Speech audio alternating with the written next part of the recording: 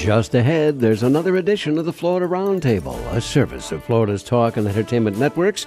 I'm Reagan Smith, Public Affairs Director of the Florida News Network. Happy President's Day weekend. I'm Al Spry, political analyst and man about town. We're going to have Harlow, Giles, Unger on. The book, Mr. President, is his latest effort, and we'll take a look at the powers that were allotted to the presidency and those that George Washington took to make the nation's highest office what it is today. Stay put. The conversation begins following these messages.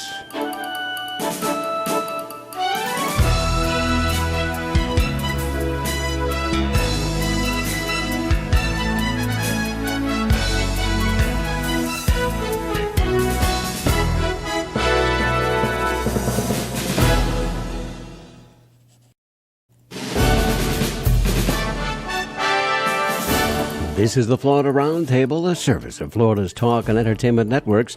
I'm Reagan Smith, Public Affairs Director of the Florida News Network. Our political analyst, Al Spry. So good to have you on our stations across the state of Florida and also on Tough TV. Yes, TV 38 in the Orlando area. Yes, and if you can't get your Tough TV on your favorite cable or satellite system, I suggest that you get angry. Get mad, people. And we're not going to take it anymore, right? Right. And then call your operator and say, hey, buddy, I want my Tough TV. There you go. That's all you got to say. Because, the surge of support will be so strong, they'll know exactly what you're talking about. There you go. All right. Well, that is, it's a President's Day weekend, and we're going to have an interesting conversation, but always some notes from here and there that we like to cover and bring your attention in case you missed them. And Al, what's on your mind today? Well, it's interesting. Let's talk a little bit of Cuba and Florida a little bit. We haven't hit on this in a little while. All right. Large majorities of Floridians, it turns out, those of Cuban descent and Americans in general, support normalizing relations with Cuba. I think the tide has turned here.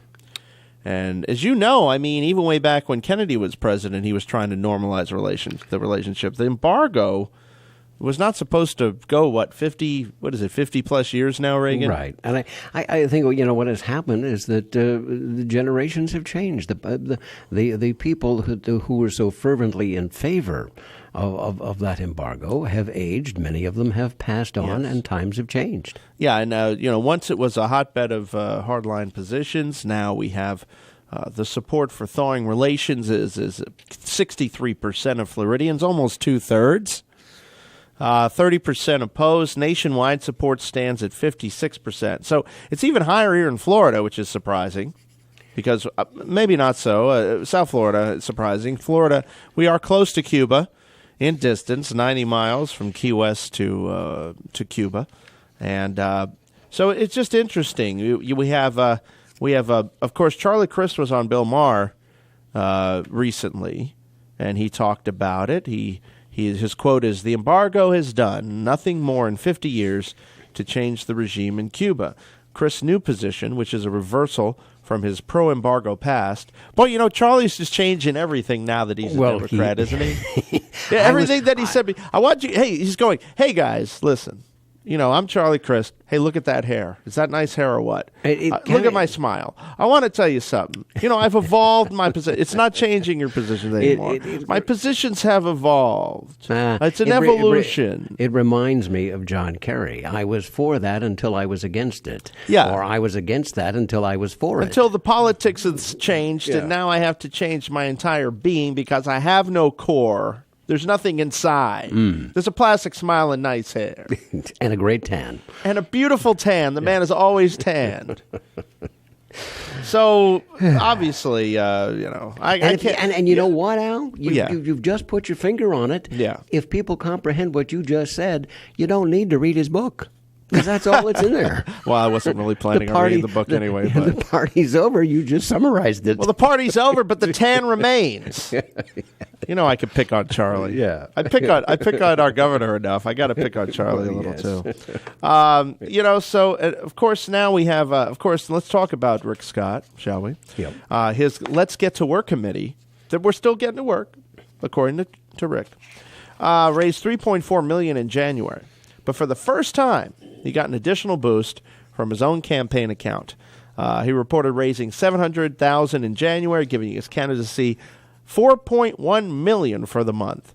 It's the first month his personal campaign account raised money, and it's 4 times what Charlie Crist has managed to raise. Wow! Like I said from the beginning, I think we're going to have another 4 years of Rick Scott. I just think he has the money, which is the most important thing in getting elected nowadays, folks. And he can point to increased job numbers, reduced unemployment, and so forth. So that's my prediction. I may be incorrect. You never know. Well, we got a day in politics is a lifetime, as you like to say. That's right, and we got 10 months to go, so lots of things can happen. Well, let us take a pause along the network line here. We'll remind you that this is the Florida Roundtable. I'm Regan Smith. I'm Al Spry. On this President's Day weekend, we will be joined by presidential historian Harlow Giles Unger, the author of Mr. President, George Washington and the Making of the Nation's Highest Office, as our conversation continues.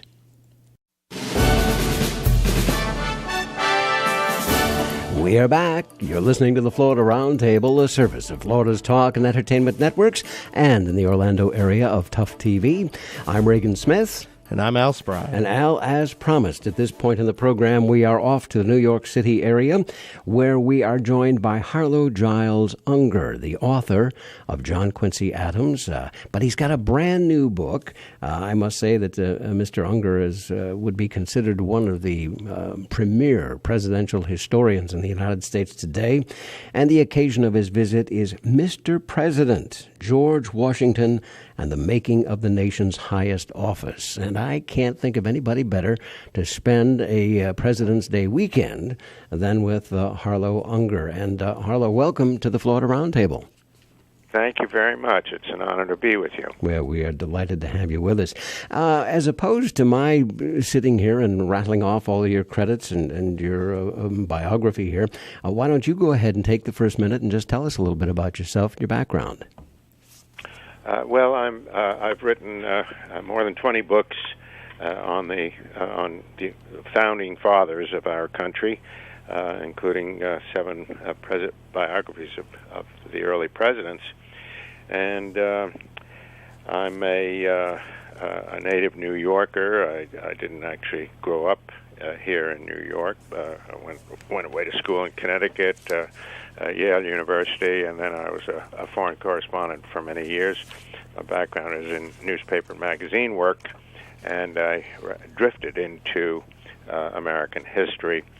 Journalism, after all, is nothing more than updating the history books on a day-to-day basis. So it was a natural progression to go back in time and begin writing about the history of our great country. Well, now, what made you decide that Mr. President and this new work on George Washington, which actually focuses on his creating the presidency as we know it today, what made you decide that this book was necessary? Well, there have been many biographies on George Washington. I've written 2, one on his private life, the other on his role in the framing of the Constitution. But no one has written how he actually created the office of the presidency. Today's scholars call the American presidency the imperial presidency because the president has so many powers that seem a bit curious for an office, an elective office. It's the most powerful office in the world, and the president seems to exercise powers that surprise many Americans with good reason, taking us to war at times without the consent of Congress. The Constitution doesn't give the president the right to take us to war. Issuing executive orders to spy on Americans, to collect all their telephone calls. The Constitution doesn't give the president the right to issue any executive orders. Executive orders, after all, have the force of law, and that's why Congress is called the legislature. Only Congress can pass laws. Yet here's the president issuing executive orders. President Obama has issued more than 200. Franklin Roosevelt issued more than 1,500. So where do these powers? How can he assert these powers? Well, the answer lies in George Washington, because when he took office, the Constitution gave him no powers. It created a figurehead. The Constitution says the executive power shall be vested in the President of the United States, but it fails to define executive powers, and it fails to say what the President should do with it other than execute the office of the President, whatever that means. Well, it means nothing, and that's exactly what the framers intended. The President was to do nothing. Yeah. They wrote a Constitution that made him a figurehead. Well, now you indicate early on in the book, George Washington is the president, John Adams is the vice president. The Constitution leaves the president relatively powerless. Matter of fact, he bemoaned the fact, today we say, gee, the vice president doesn't have anything to do. He's the titular head of the United States Senate, but he only gets to vote in case there's a tie. And I don't even remember the last time I actually saw a vice president sitting in and running the United States Senate. But John Adams did that, and Washington felt that he had less power than the vice president. So talk about that, the powers that the Constitution withheld from the president and why they did that. Well, the framers had lived under the tyranny of King George III of England for many, many years. And when we declared our independence, they were not about to put a president on the throne and make him King George IV. So they really created a republic in which we the people, and the Constitution, the first three words are "we the people," would run things, and that's why in our government, and these are James Madison's words, in our government, the executive department is not the stronger branch of the system, but the weaker. We the people, the House of Representatives, the only body that was directly elected by the people, had more power than any other branch of government. The Senate, whose members in those days were appointed by state legislators, not elected by the people as they are today, the Senate had the second most power because they represented the interests of the individual states. But the House of Representatives had the most power. The executive branch had almost no power. The executive branch was a figurehead. The president could nominate members of his cabinet, but he couldn't actually put them in office. Only the Senate could seat the members of the cabinet in their offices, and then the president had no right to fire them. Only the Senate could fire members of the cabinet. So the president didn't even have control over his own cabinet. Similarly, he could negotiate foreign treaties, but he couldn't actually put it into place. The Senate would have to put it into place. As for laws, the president was expected to sign all laws, but if he refused, if he wanted to veto a law, the Congress could override the veto.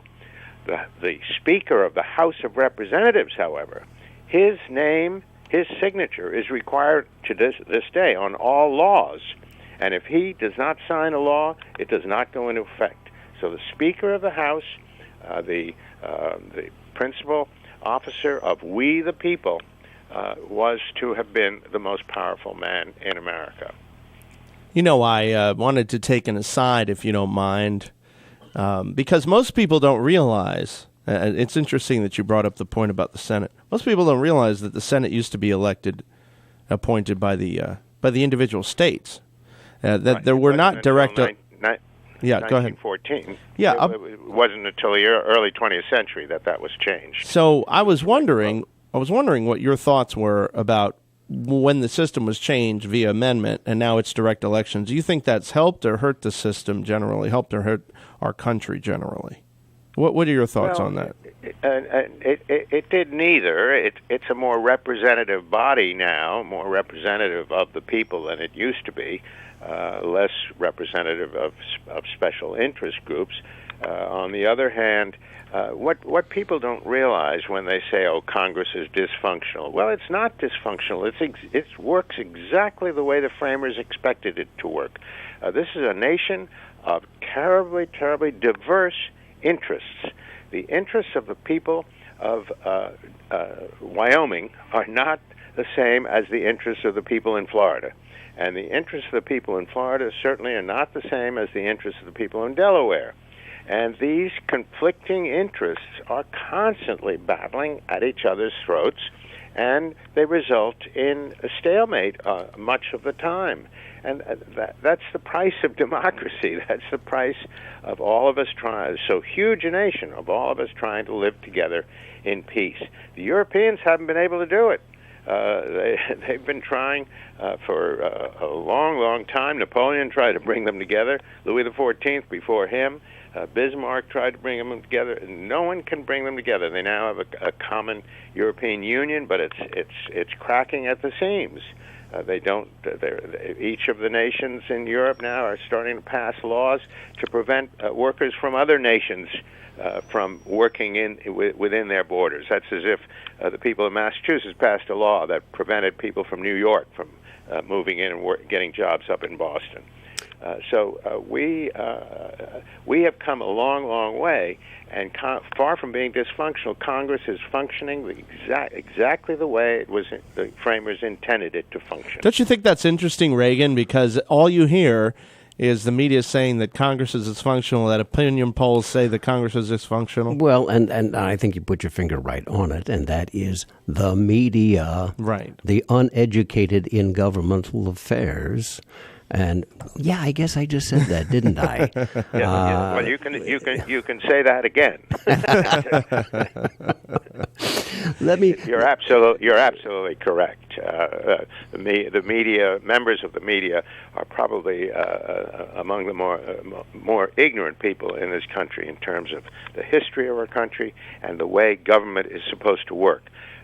Government is only dysfunctional when it doesn't do what you want it to do. That's well put. Really. Let me. When it does what you want it to do, it's wonderful. Yeah, that's right. It's working just fine. Here is how freedom works. Freedom works when the government does what I want it to do.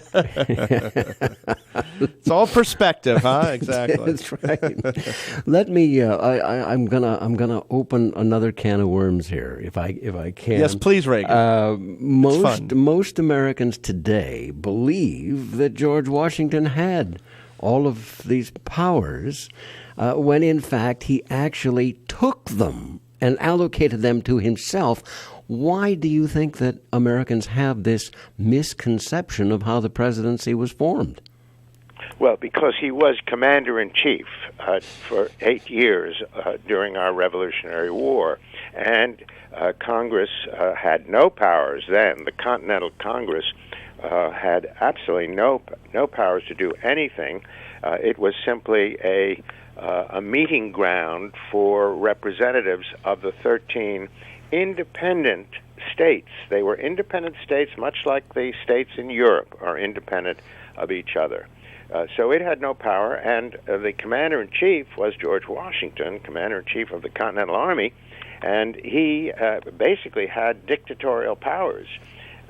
He was so successful with those powers that most Americans think that they were held over when he became president. That's not the case at all. When he became president, he was really, the Constitution made him a figurehead, and the framers who had framed the Constitution simply did not foresee the many crises that Washington faced as president. They assumed that Americans were all people of goodwill, that we would all live together in harmony after the signing of the Constitution, but that was not the case. There were, at one point, riots broke out in the Capitol, and the mobs were threatening to break into Washington's house and drag him to the gallows. It was a revolution that spilled over from the French Revolution, and it was just one of the many, many crises that Washington faced, often when Congress was out of session. Yeah, tell you what, Harlow, we do need to take a pause along the network. That's a marvelous place to invite people to come back on. Because we can expand on that, but we do need to pause along our network line here and remind the folks that they are listening to the Florida Roundtable, a service of Florida's Talk and Entertainment Networks, and in the Orlando area of Tough TV. Our very special guest is Harlow Giles Unger. He is the author of a brand new book from Da Capo Press, Mr. President, George Washington, and the making of the nation's highest office. Emphasis on making. He did this. He had no powers. Well, I'm Reagan Smith. And I'm Al Spry. And we'll continue our conversation following these messages.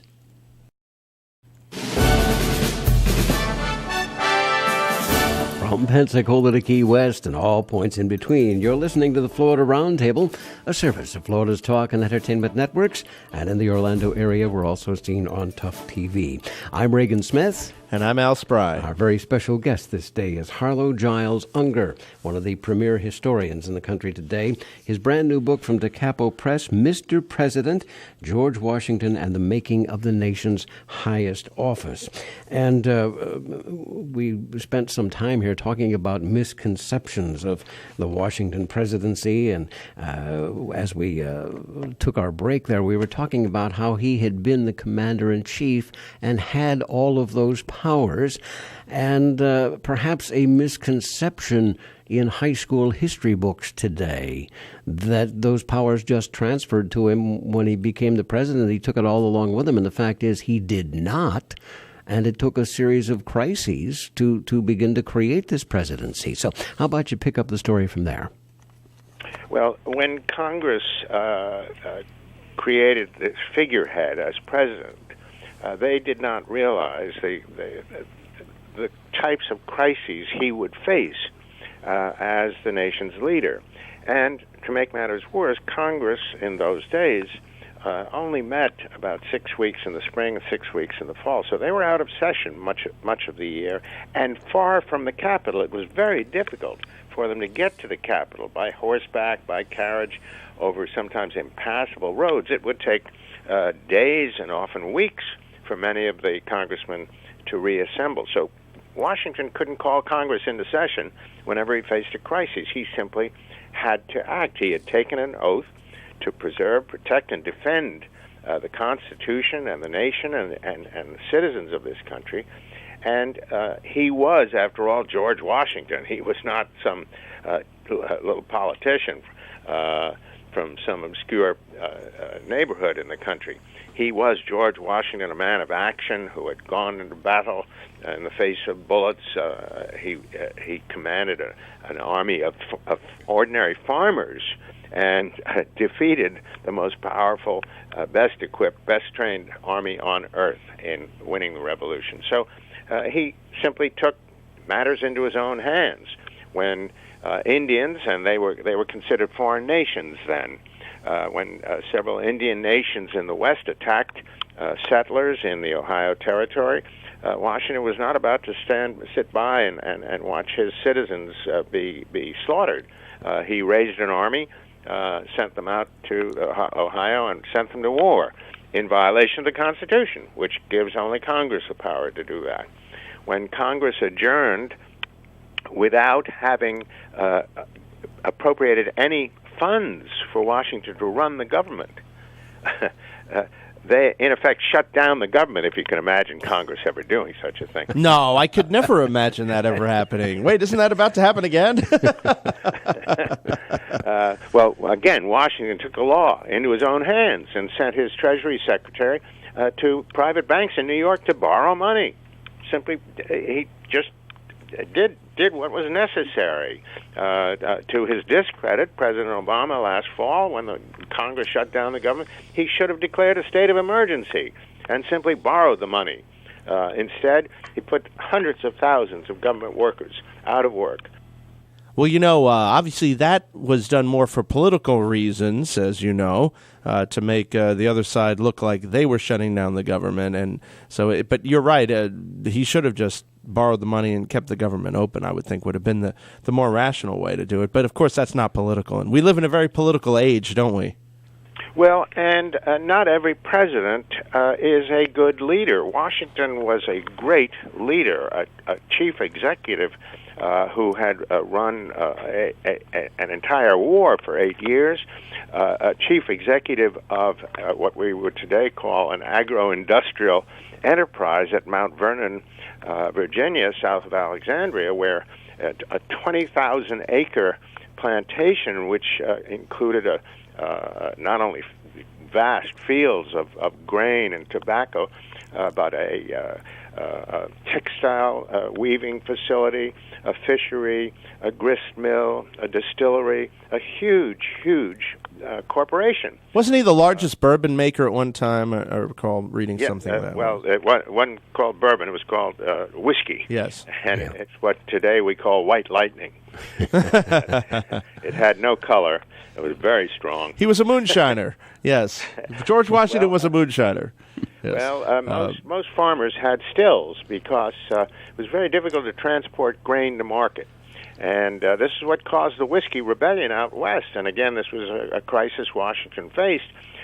You couldn't transport grain in bulk over the Appalachian Mountains. There were no roads. There were just trails. So they distilled their grain into whiskey, which could be put in jugs and barrels and carried by mule over the mountains to eastern markets. So when the government needed money, needed funds, and passed a 25% whiskey tax, whiskey was the most widely consumed beverage in America at the time. This affected not only every consumer, it really knocked all the profits out of farmers' income in the West, and they staged a rebellion. And here was every American's worst nightmare come true. George Washington sending troops to put down into the West to put down tax protests by American citizens. 30 years after he himself had led tax protests against the British. But here again, it was Washington fulfilling his oath of office to preserve, protect, and defend the Constitution and the Union. He was going to hold the Union together, and he was not going to let a minority of Pennsylvania farmers violate the law and threaten to break the Union apart. In Washington put it quite simply, and these are his words: if a minority is suffered to dictate to the majority, there can be no security for life, liberty, or property. Well, and of course, later on, we saw that manifest into the Civil War. I wanted to ask you this, since you're talking about the great presidents, how do you rate Obama on that scale? And also, who do you think is the last great president that we've had most recently? Well, I think we've had recently. I think Obama rates. I think Obama and his predecessor George W. Bush rate absolutely near the bottom. They were not great leaders. They allow their advisors and counselors to lead the nation rather than leading themselves. But they had no experience in leadership. Obama has never led anything.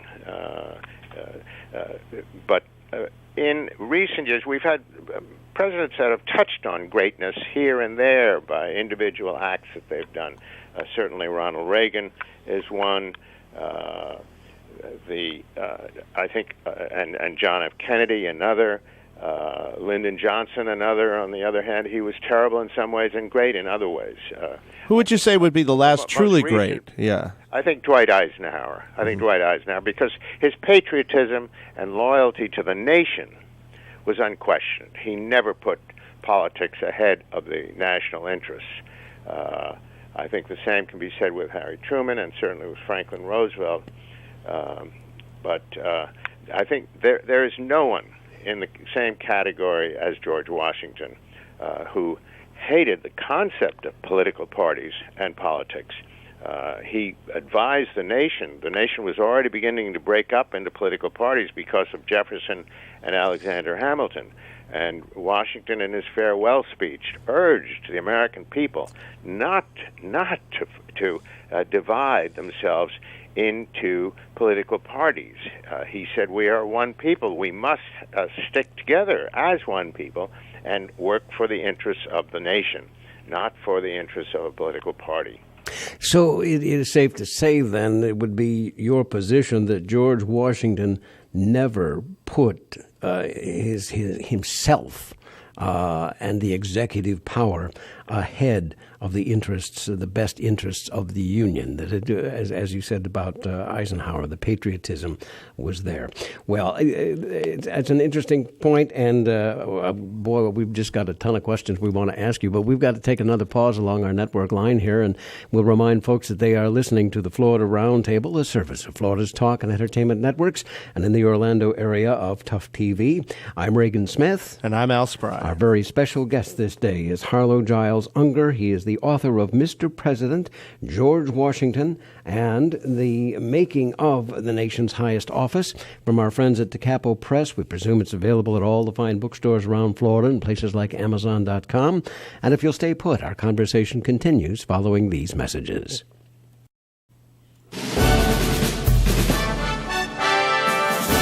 You're listening to the Florida Roundtable, a service of Florida's Talk and Entertainment Networks, and in the Orlando area of Tough TV. I'm Reagan Smith.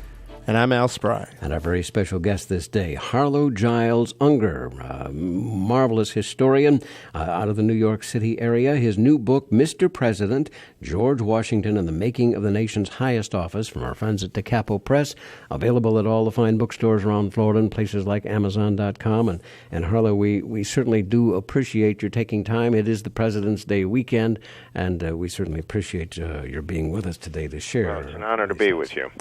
Let me ask you now, let's take a look for the moment at current presidential powers. What is out there that you would attribute to George Washington that our current occupant of the White House might not have? Well, the current occupant does indeed have them. In my book, Mr. President, I point out that Washington raised what I call 7 pillars of executive power that were not granted to him by the Constitution, and that exists today. One is the power of executive appointments. Another is over foreign affairs. Another, partial control of government finances, national defense, federal law enforcement. Washington was the first to call troops out to enforce the law. In the case of the Whiskey Rebellion, to put down that rebellion. Proclamations and executive orders, that was Washington's invention. It doesn't exist in the Constitution. And executive privilege to withhold secret documents from the Congress and other public sources. The question of these powers that Washington invented have been set precedents for all his successors, and they've been misused and used to great advantage in some cases, depending on the individual president. The use of the proclamation, an executive order with the force of law. Lincoln used it in issuing the Emancipation Proclamation to free the slaves. The question of law enforcement powers, Dwight D. Eisenhower used them wisely, like Washington, in sending troops into Little Rock, Arkansas, to allow black children to go to school with white children. On the other hand, some presidents have misused these powers. Certainly, Nixon and Johnson misused the powers in sending us into Vietnam without congressional consent. Similarly, they've been misused in sending us to war without the consent of the American people in Iraq and Afghanistan, in dozens and dozens of other sites. Indeed, of the 12 major wars in which the United States has been involved, Congress has only declared war 5 times. The President has usurped constitutional powers to send us to war in all these other times. Similarly, with executive orders, Congress has passed about 20,000 laws since the beginning of the country. Presidents have issued 13,500 executive orders. with the force of law. And the Constitution doesn't give them the right to do that. It's misused. So do you think that there's just a continued power grab in the presidency now, or do you think it's something that has to be put into check by the other branches, or do you think that it's working? Okay. No, that's exactly what has to happen. The other branches have to exert control. Since the beginning of our government, the three branches have been in a constant tug of war for power: the executive, the judiciary, and the legislative branch. And usually, when one branch exceeds constitutional limits on its power, the other two branches step in to bring it back into constitutional compliance. The Supreme Court has declared 200 laws unconstitutional. Similarly, the president himself has vetoed more than 2,000 laws by Congress. Congress has passed laws to check the president, and the Supreme Court also has checked the president. Congress has passed laws to overrule unconstitutional decisions by the Supreme Court. The President Lincoln, issued the Emancipation Proclamation, which negated the really unconstitutional Dred Scott decision by the Supreme Court. So each of these three branches are constantly tugging at each other for power, often in violation of the Constitution, but normally we hope, the American people must hope, that the other two branches will bring the third branch into compliance. Harlow Giles Unger, the author of Mr. President. I have to ask you, Harlow, what is next on the agenda? You've taken an extensive look at the Founding Fathers. What are you working on now? Well, next fall, a new book will be coming out that I've written on John Marshall and the creation of the Supreme Court. This very powerful court, which in the Constitution gave it none of the powers. John Marshall did for the Supreme Court what George Washington did for the presidency. It sounds to me like we need to book a return engagement right now, as soon as that one's ready to go. Let me remind the folks, the book is Mr. President, George Washington and the Making of the Nation's Highest Office by Harlow Giles Unger from our friends at Da Capo Press, available at all the fine bookstores around Florida and places like Amazon.com. And Harlow, we do thank you for all of your time this President's Holiday Weekend. We do sincerely want you to come back when the Supreme Court and the John Marshall study is available. Insightful, and we recommend folks highly to pick it up and give it a good read. 5 stars from here. Harlow Giles Unger, thank you for your time this day, sir. Thank you very much for inviting me. This is the Florida Roundtable. I'm Regan Smith. And I'm Al Spry. And we'll be back with a closing thought following these messages.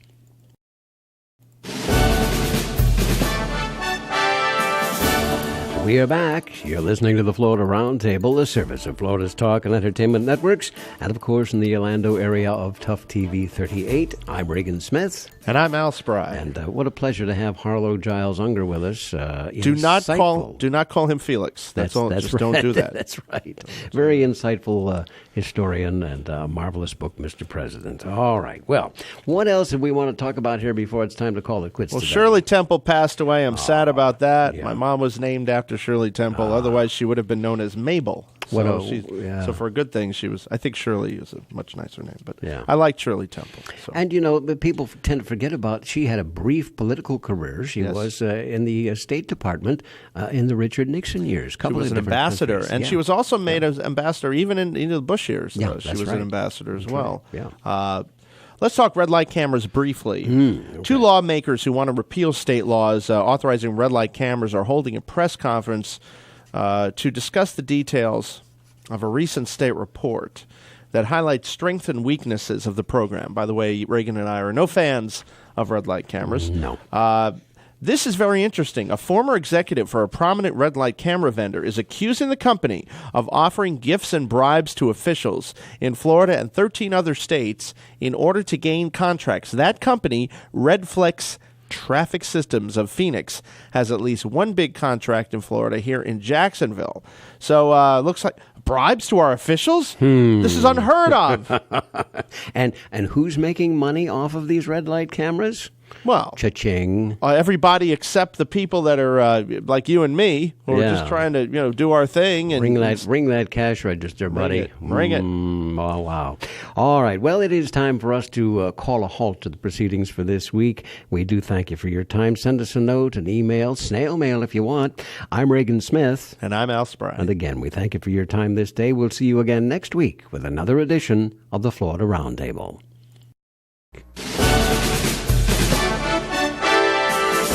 You've been listening to Florida Roundtable, a weekly look at issues and problems of concern to Floridians from a state, national, and international perspective. Presented by the Florida News Network with your hosts, Reagan Smith and Al Spry. The views and opinions expressed during the preceding program are solely those of the participants and not necessarily those of this station's ownership, management, or sponsors of FNN.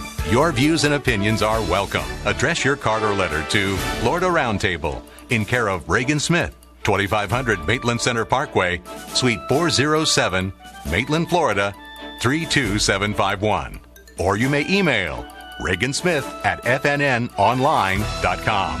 Thank you for listening, and please join us again next week for another edition of Florida Roundtable.